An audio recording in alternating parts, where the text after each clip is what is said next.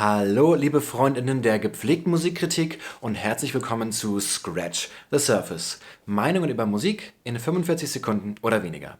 Die Band des Tages ist heute, wie sollte es anders sein, Idols aus dem britischen Hafenstädtchen Bristol, die mit ihrem scharfkantigen Post-Punk seit einigen Jahren Wellen schlagen. Den Timecode zur Review gibt es wie gehabt in den Kommentaren.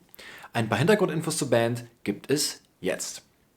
In meinem Video zu Fontaines DC hatte ich ja schon angedeutet, dass es vor einigen Jahren einen kleinen Hype um Post-Punk-Bands aus dem UK und Irland gab und dass aber die meisten AkteurInnen relativ in der Versenkung verschwunden sind mittlerweile.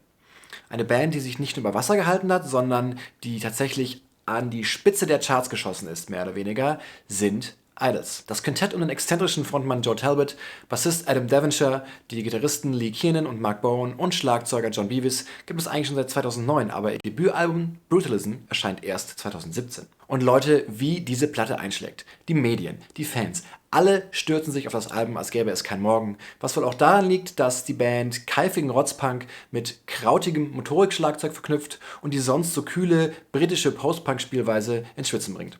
Außerdem ist die Band auch in ihrem Auftreten eine Ansammlung von Gegensätzen. Die Mitglieder sind weit entfernt davon, cool auszusehen, stehen aber gerade dank ihres Laissez-faire-Ansatzes fast schon vor der Bühne als obendrauf. Und auch thematisch sind gerade Talbots Texte über den Tod seiner Mutter verletzlicher, als es sein raues Äußeres vermuten lässt.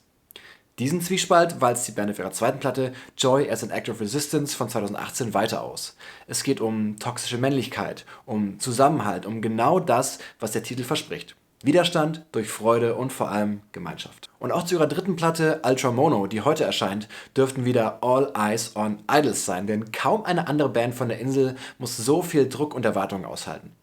Wie Talbot und Co. damit musikalisch umgehen, das erfahrt ihr jetzt.